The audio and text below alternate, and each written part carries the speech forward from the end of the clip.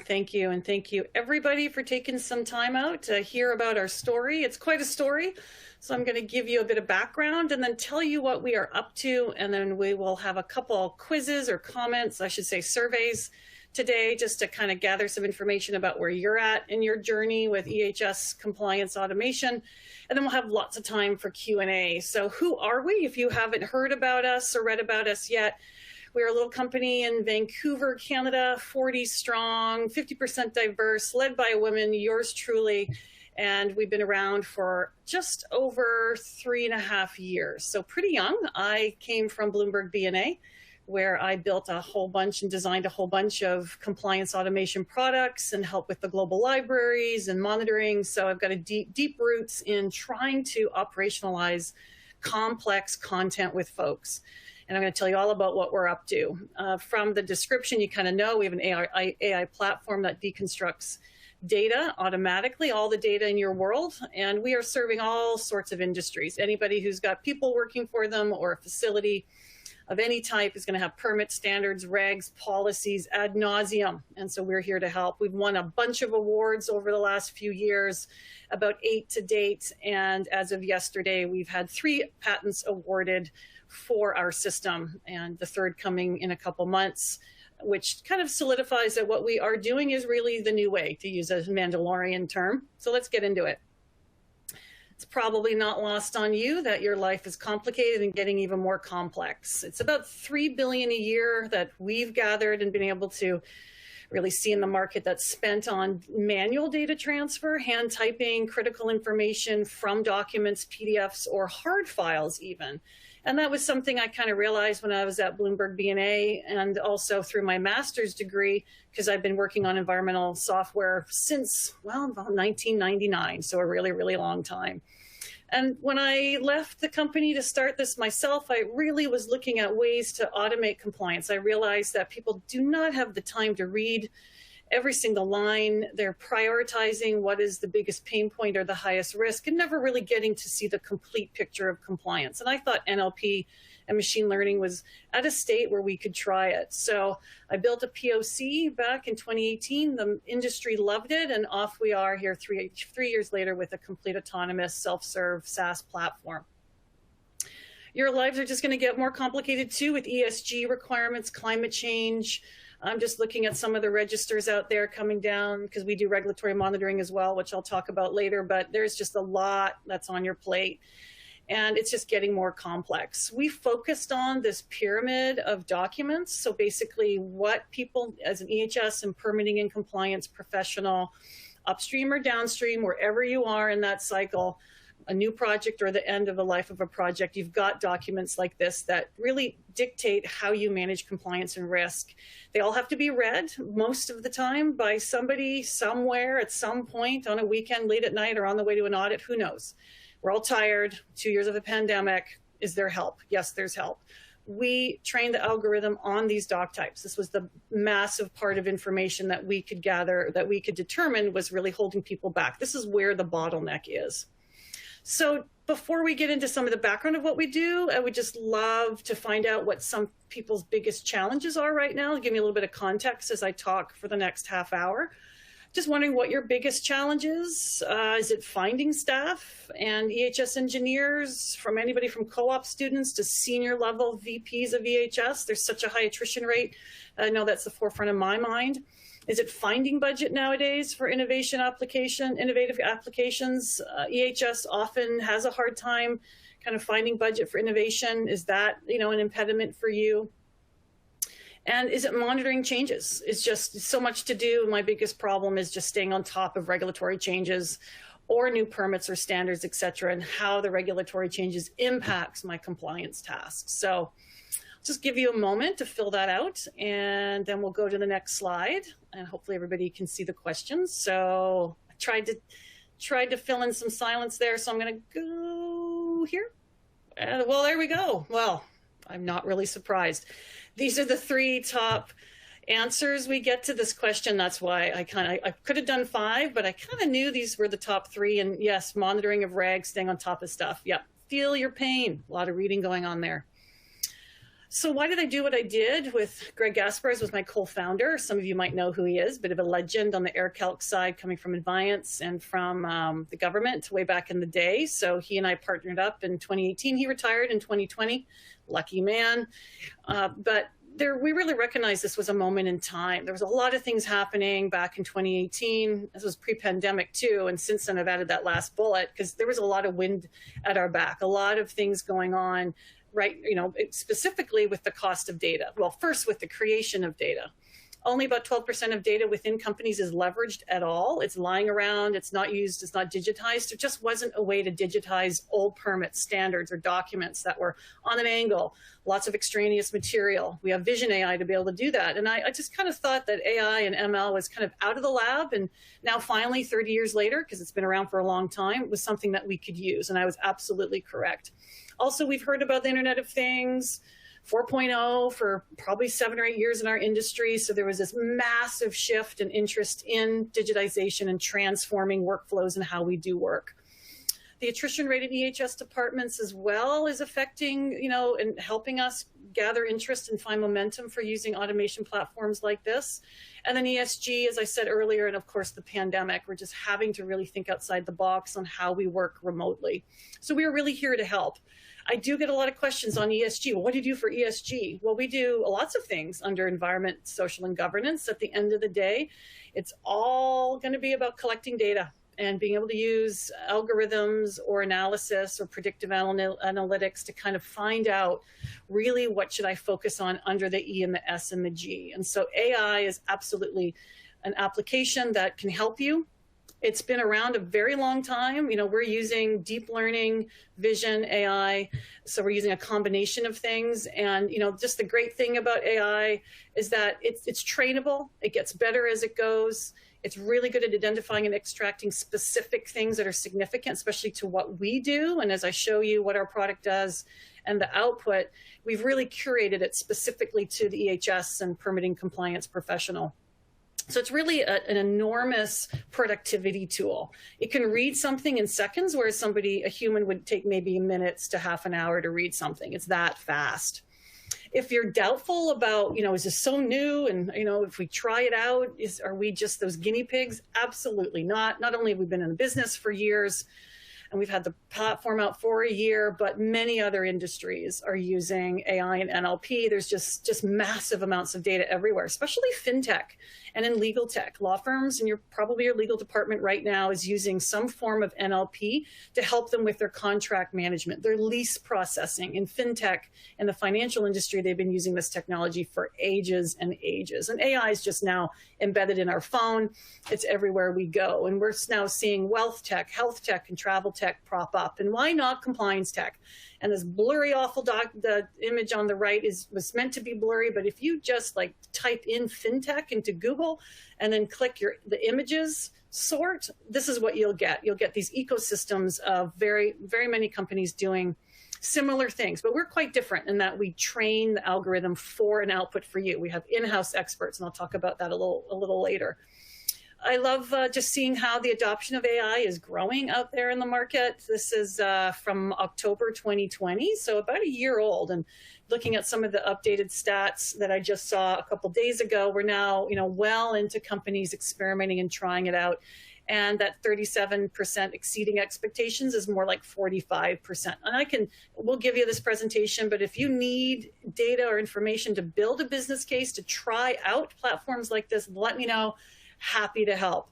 But overall, 66% of people that are surveyed are really willing to try. And even when we started the company back in 2018, the conversation has shifted to what?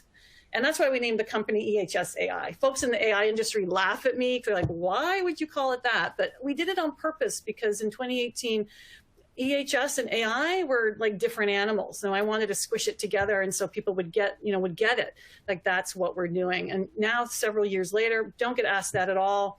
Nobody's worried about AI or the platforms or how data is used or accuracy is created. It's pretty much kind of become the norm from the folks that I talk to. But to that end, because it is still pretty new, And you might be working with a lot of different departments for many different companies. I'm not sure, but I would assume everybody here is just, across the gamut of different industry types. So, what would motivate your department, do you think, to use AI? Like if you're like, look, I can save 80% of my time processing a permit, wouldn't you want to do that? But what would make sense to you and your managers or the folks that are having to say yes to something like that? Is it cost savings?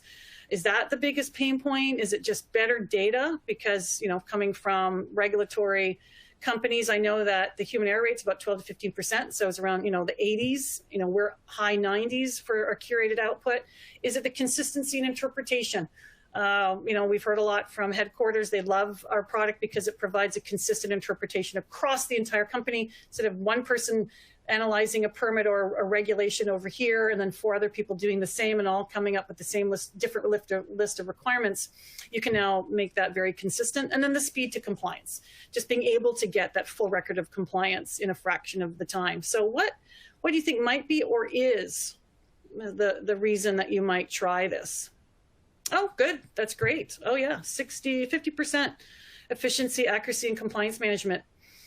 I'm not surprised. I hear that a lot. We're tired. We're stressed out. Hand transcribing information into Excel spreadsheets or into third-party systems like in an Intellex or a Cordy. It's time-consuming, and a lot of people in the mix, lots of people entering that data, thinking differently. Maybe you're really tired and you miss a requirement. One of our customers was fined over 50 grand for missing one requirement in a permit. So that's where we come in. So great. I'm really happy to see that spread. That's awesome. And and of course, saving money, number 2, makes perfect sense as well. So now that I've got you all excited, what do we do? Algorithms in the cloud, you log in, you upload a document, we scan it, you tell us what do you want, you indicate to the system if you want to look at pages 5 to 20 or 50 to 100 or, just different chapters or areas of a document. We look at it, we do like a health check on it because garbage in, garbage out. And we want to make sure that if there are extraneous images or text, etc., because some of these permits are scanned, we do take images and some of them are messy and they're highly dappled. So have a quick look, go through the steps, and then print done, and you get an Excel output. It's CSV available, and now we have APIs. So if you're using a third-party system, we've got the APIs. We can send the information directly to your third-party system. Really easy to do. This is what it looks like. So on the left is actually an image file of a permit from one of our customers, all grayed out. And on the right is the output. We chose Excel because, having worked in EHS for 25 years, it's kind of a cold, dead hands mentality around Excel, and I totally get that.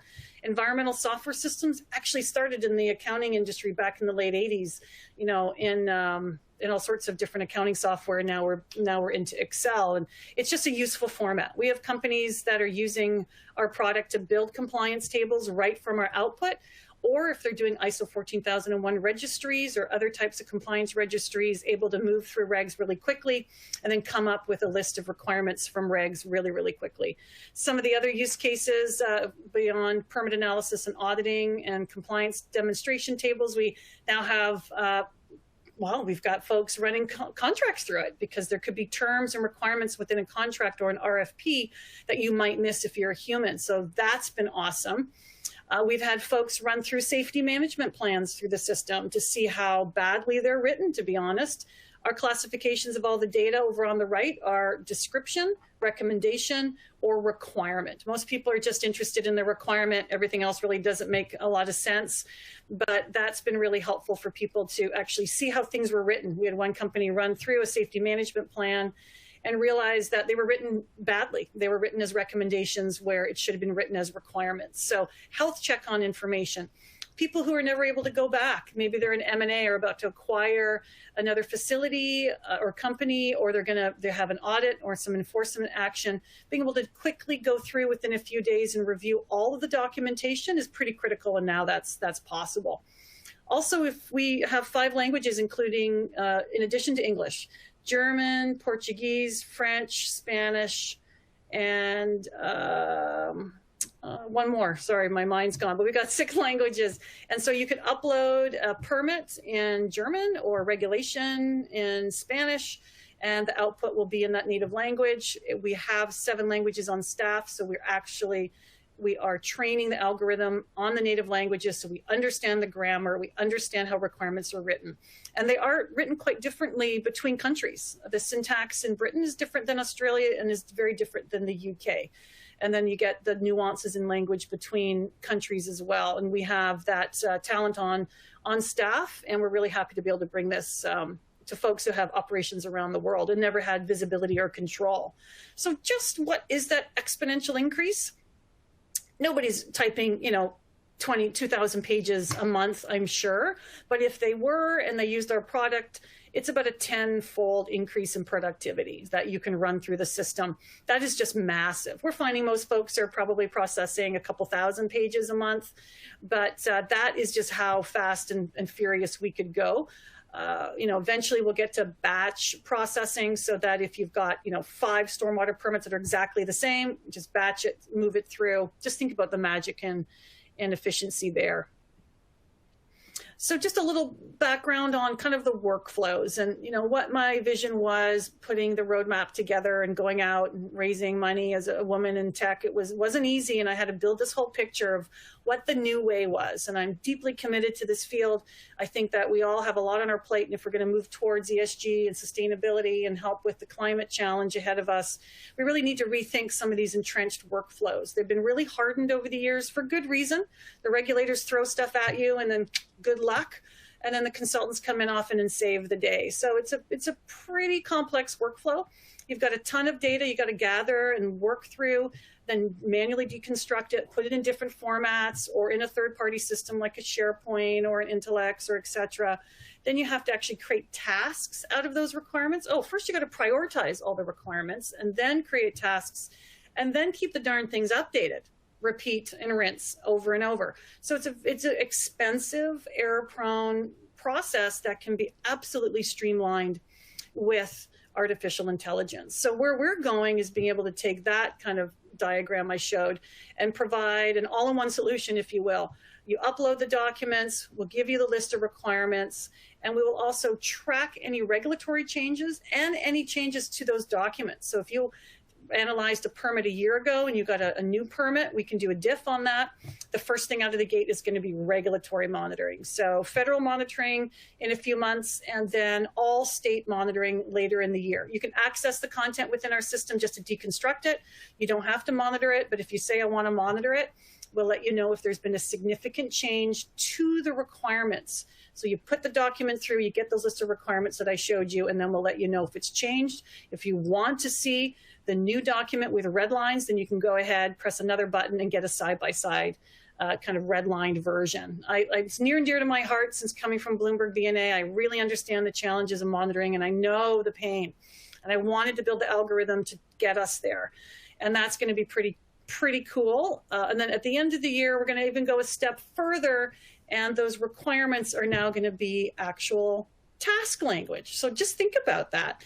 You might have 15 different requirements and they're all saying something kind of similar. The AI can kind of create generic task language, so you don't have to retype tasks anymore or leverage a third-party database of tasks. We're going to put that power in your hands. So then altogether we have a brand new workflow. It's kind of the new way. A lot of work over the last couple of years and a couple pieces to fall into place this year.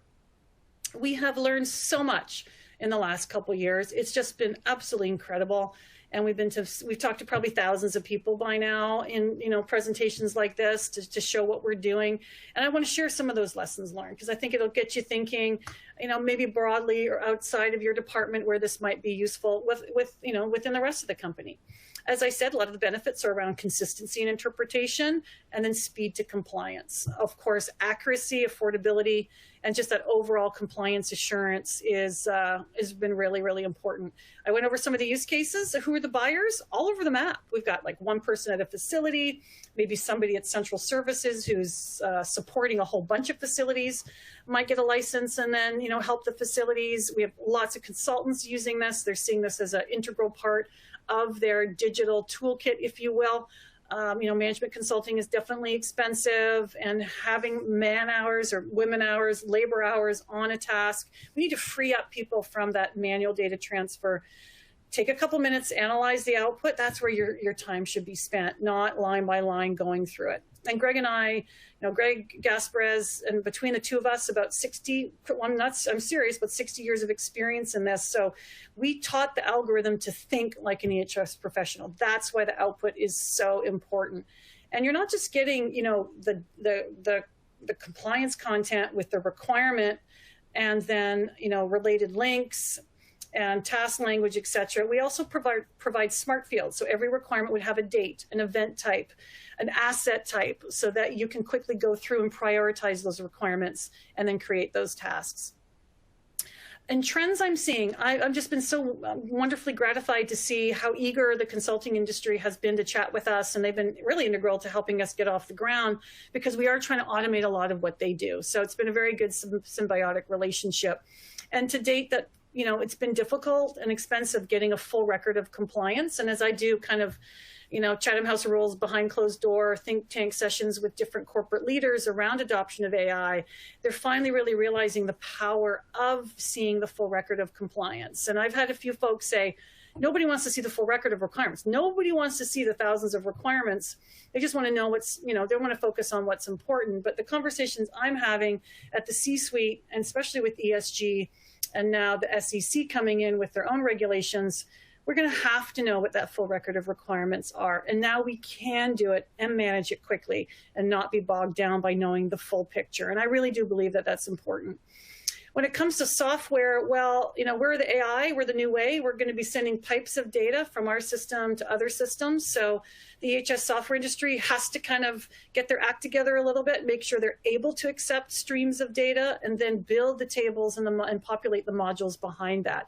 So if a permit is being deconstructed by us, the information is going to the compliance calendar. Maybe it's going to audit. Maybe it's going to legal and other requirements. Maybe it's going to permits or an air module. That's what needs to happen. So there's no redundancy in that. And then the analytics will come after that, being able to look back in trends. What were the hottest topics? What were the biggest requirements, or where were the gaps in my compliance? The overarching thing kind of behind the scenes, that we all have to also deal with is we just got a dearth of talent out there on the EHS side. And that's why we built the algorithm to be able to truly be trained by EHS professionals for EHS professionals. So we've institutionalized that one step, that deconstruction step. How do you analyze a requirement? How does that requirement relate to the one above it, below it? If there's a change, how does that change? We thought through all of that, crawled across broken glass for years to get here. But still, there's going to be, I think, as we roll this out, and I see our product as a way to accelerate what you do. You don't have to take on the risk and the tens of millions to build it. You can use us. And once we've done all these doc types, give us new doc types. Like, this is a platform that can go in many directions. But what my point is that I think every corporation, just like back in 89 to 93, I'm old, when we had JavaScript and HTML and everybody was scrambling to have their own web presence. I still remember before smartphones and before computers, to be honest. And there was an acceleration of that talent, and every company had, a cadre of wonderful graphic designers and HTML and website designers. Well, I believe every single company is going to have their own data scientists. And we're now part of the Fortive family, and they have something called the Fort. And that's where their data scientists live to be able to help solve complex problems across all of Fortive, for example. Other companies also have built labs to get talent and just really focus in on those internal efficiencies that only AI can bring to the bottom line. And what we do here is we have had great luck because I do believe we've got a great mission and vision, and we have an easy time attracting talent. But it's still hard to find lots of talent. There's just not a lot of machine learning and AI folks out there at the moment. So that's going to continue to be a bit of an impediment to folks. So use what you can out there, test it out, use the consultants who are testing it out, build the ROI case. And I'm sure somewhere in your company, somebody's already about to hire a data scientist for what they're doing. And I think that's just amazing. So pilot it, try it, think it through. We're here to help. And, it's just pretty exciting. It really is a brand new world. So one last question, is your organization considering any AI tools? Do you know of anything within the company or your department? Is anybody using artificial intelligence or NLP or machine learning? Maybe they're doing incident tracking and analysis through some predictive analytics dashboard. Maybe you have a third-party system that has some AI. I'd love to know if you're considering it. And well, let's have a look. 5, 4, 3, 2, 1. Not at this time. 50%. Well, that's right up there with the MIT review stats, about 50%, 50 to 60 looking at it. So from the folks on the phone who are EHS, I think this is incredible, because that MIT stats are really for, you know, broader view across different industries. So that's fantastic. That just really, really makes me feel great. So that was a good half hour of me. We've got another half hour or however long you want to go. Happy to answer questions on what we do and how we do it. I'm sure there's a few in the queue. So with that, I will hand it back to the moderator to kick this off. And thank you for your time. Really appreciate it. Wonderful, Marjorie. Thank you for your time as well. We appreciate you spending the afternoon with us and sharing all that information. To everyone on the line, we do have plenty of time for questions, so please feel free to submit any questions that you have for our speaker, Marjorie. And Marjorie, we'll get right into them. So one of the questions I'm seeing here is, what is holding companies back from embracing AI or ML? Well, I think what we saw in some of the survey results is, you know, budget, maybe not having the vision or seeing the need, not knowing what the ROI case is, or not visibility into what's happening at a higher level within operations and how they're adopting new technology. And then the tech talent, that is a major impediment to people being able to just get a bunch of data scientists to leverage what's out there and give it a try. There's just, you know, just in Vancouver alone, they're trying to hire 3,000 analysts, and we just don't have that many people. So those are some of the bigger impediments to doing this. And then lastly would be the workflows, the hardened workflows, knowing that you've been doing something this way and you have a 300,000 line Excel spreadsheet with all your compliance tasks and you built it up over the last 25 years. Moving off of that's difficult, but let me tell you, it is what's going to have to be done. And so as a new technology comes in and dislodges and saves enormous amounts of time with better data and better outcome, we still have to do it sensitively and strategically, being very mindful of the current workflows that are in place. And that's what we're really trying to do here. Perfect. Thank you so much. And since we did have a question referencing ML, do you mind actually explaining to our audience ML and NLP and what the difference is between them and AI? Sure. It's all one big family, and I certainly don't have a degree in machine learning. I was like, I got a problem, and I think NLP is going to solve it, and here we are today. So natural language processing is kind of like a subset. So let me go back. I believe I've got a little diagram that's hard to read, but it'll probably help. So there's artificial intelligence, which is really, any technology that enables computers to learn. A subset of that is machine learning, and that is kind of more statistical techniques that enable machines to improve that learning. And then deep learning is really hands-off, is where it's just repetition. The more it learns, the more it sees, the better it gets. And natural language processing is just one part of that, is actually the processing of the language. We use Vision AI. So the first thing we do is look at the document that's uploaded, and the AI goes, oh, okay, this is a permit. Ooh, it's got some weird headers and extraneous material, and it identifies the structure. So we have that Vision AI first. Then it does the deep learning. It looks deeply into the language and does those comparisons. I hope that answered the question. Perfect. Thank you so much for the explanation. Next question I'm seeing here is, how do you train the AI? How do we train the AI? Great question. That's we have our own in-house data labelers. So if you don't know what a data labeler is, it's somebody who, I guess an easy example is with autonomous vehicles. You probably have tens of thousands of people maybe around the world labeling cat, cat, cat, baby, baby, baby. Nobody wants to run over a cat or a baby. And so you've got a zillion different types of permutations of that cat. We're not doing that. What we're doing is actually similar, but we have, we've trained the algorithm on thousands of documents, and our in-house experts go through and they look at every line. Is that a requirement? Is that not a requirement? Is that optional? Is that a recommendation? And that's what they do over and over. It's what they did for every language. That's what they did for the base system. And for monitoring, that's exactly what they're doing. over months and months and thousands of documents going through every line and saying, is that a significant change or not a significant change? So with our in-house data labelers, they're around the world. They all speak different languages. Some people speak 3 languages. They have EHS engineering background. They're statisticians or linguists. And I really, really felt very strongly, since I wanted a highly curated output, to use in-house folks that we trained, that thought like EHS professionals, versus going overseas to just generic data labeling shops that, you know, they know a cat, but they've never seen a permit in their lives. We are absolutely committed to quality and making sure our output is 100% accurate. So we use those internal data labelers, and it takes 6 months to a year to train any brand new massive algorithm. And so by the time you get to use it, we're off to the races. To train a new doc type, so maybe a permit type in a different country, just a couple weeks. So once the base system's done, then it just learns and learns and learns. The more it's used, the better it gets.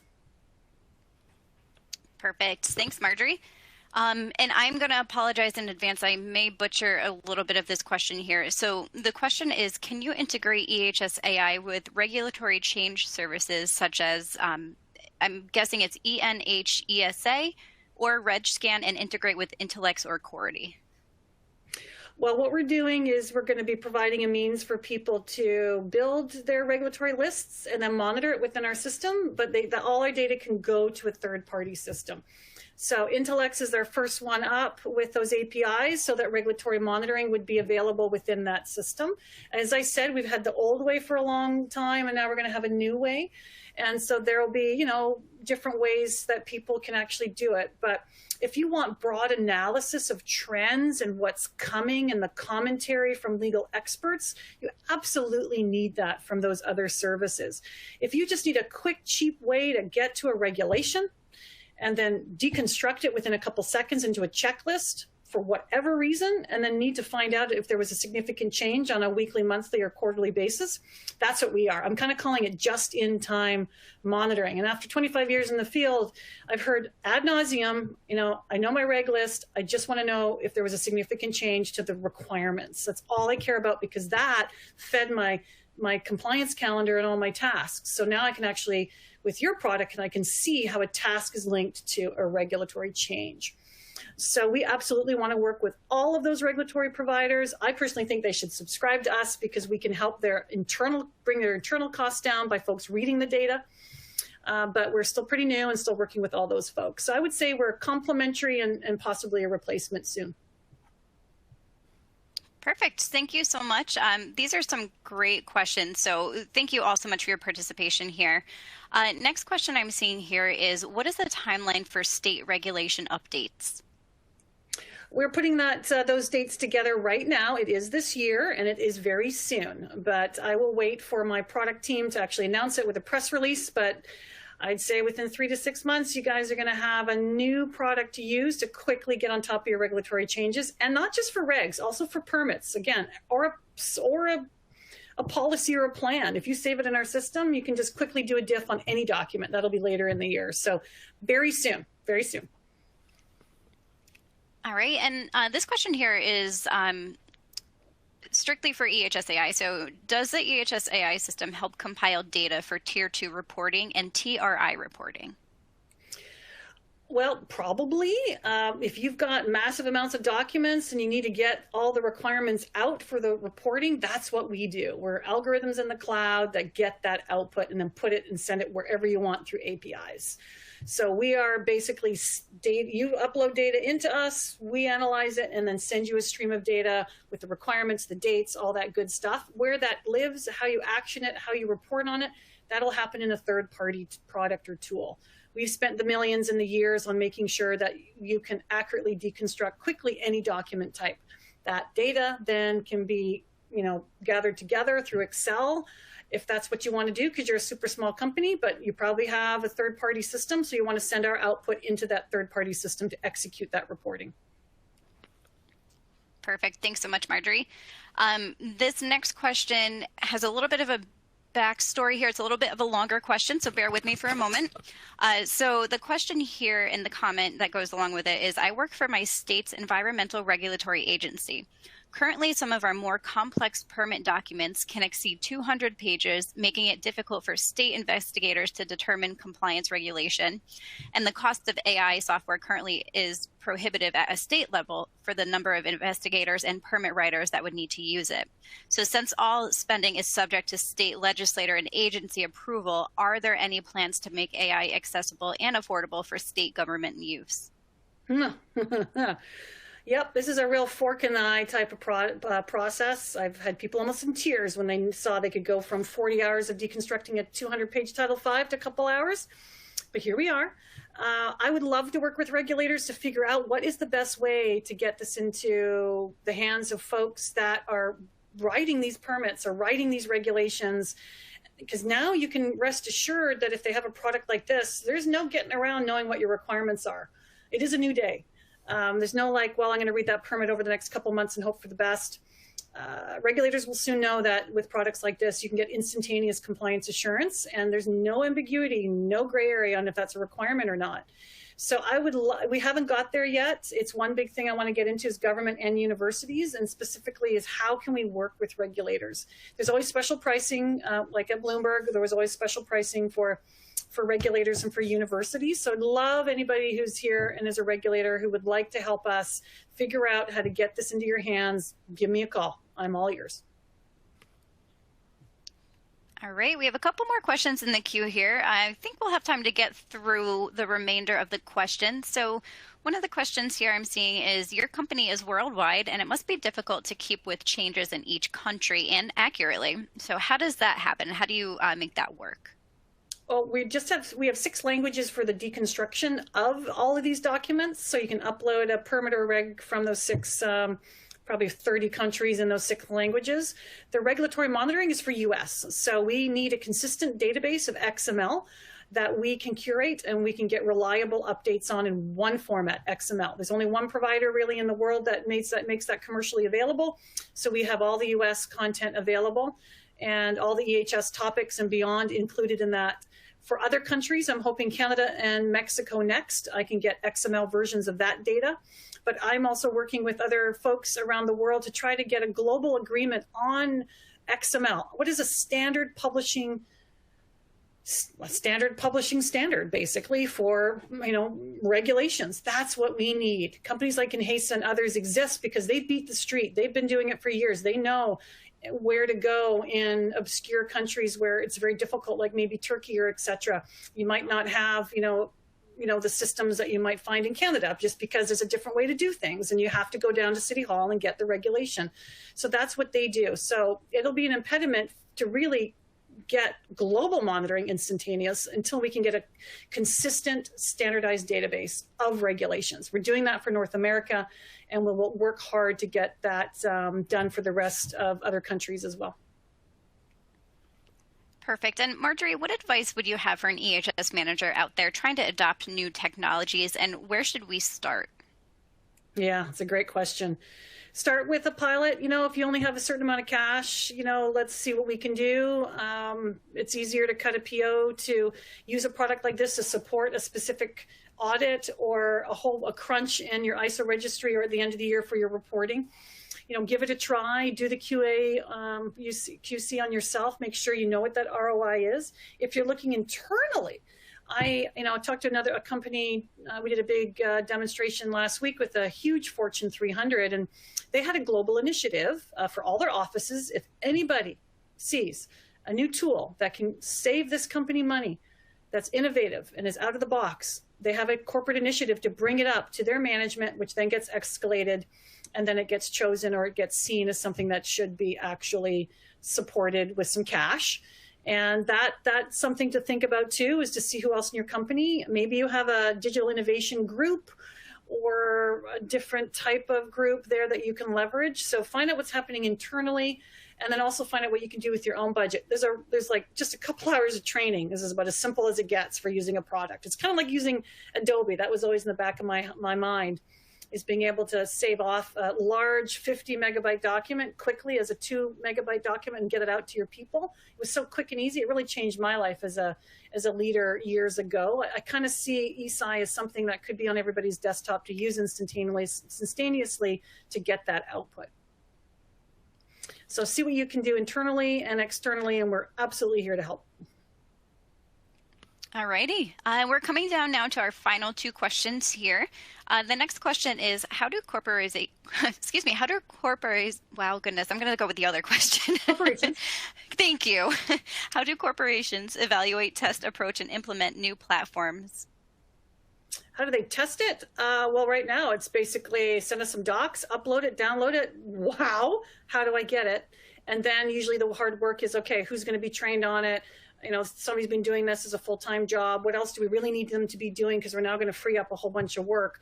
So it's like testing it out with a current product. We're like, you know, we're still an application in the cloud, so we still have to go through tech reviews and security reviews if people are licensing it. And we've done that ad nauseum, and we all have the best of the best out there. So purchasing it, you still have to go through that procurement and test it out. I'd say in a year, we'll have like probably a credit card swipe approach where you can just go in, use it, and then pay X amount per page. But most people are seeing it as something they can use as a toolkit every day, especially with the monitoring coming online. And we're only a year old with the platform in the market. We're just gathering so many use cases and personas and learning how people are using it every day. Somebody's using it slightly differently, which is exactly what we wanted. So there's no like script on here you go. Basically log in, upload a document, learn how to go through the 7 steps, and out you go. It takes about 2 to 3 hours to learn how to use it. So very little to do. If you're working with a third-party software system and they have APIs available, then just give us a call and we can make sure that we work with them to get our data sent to that third-party system as well. All righty, wonderful, thank you. And this last question I'm seeing here is, what type of inputs and outputs would be required for SCIP, ROHS, REACH, and Prop 65, and what this means in various countries? How does this happen with a product that has potential to change with time? Wow. Again, if all those documents are a pain in your side and you have to read them and triangulate the output over and over, we're the product for you. You're going to upload that document. You're going to download the requirements, the effective dates, all the rich information around it, and then hopefully send it off to a third party to help you with that determination. Again, we're pretty cutting edge, 3 patents and counting, and we're changing the game, but we're still going to be fitting into a workflow. So that pyramid is what we do. All day long, we can deconstruct documents for you. The system can get ahead by hours or weeks of what you need to analyze for a project or just ongoing. So if there are documents over there overseas that you really need to analyze, that's what we do. All right, wonderful, Marjorie. Thank you so much. It looks like we were able to get through the questions today. So thank you all for your participation, your engagement. Those were some fantastic questions. We love seeing that. Any final comments on your end, Marjorie, before we finish up? Nope. I just appreciate people's time and looking at this application in the cloud that really is its first step is meant to make your lives easier. And then we'll get to monitoring and task creation to make it even more easier. But that we're transactional, so just remember, you process the information, then it needs to go somewhere, or in that Excel, we have lots of companies that just use the native output as is. But if you've got huge operations and thousands of documents, we're going to be relying on our APIs to make that rich reporting that you need and forecasting, available instantly within that third-party system. So I hope that makes sense, and thanks everybody for your time and great questions.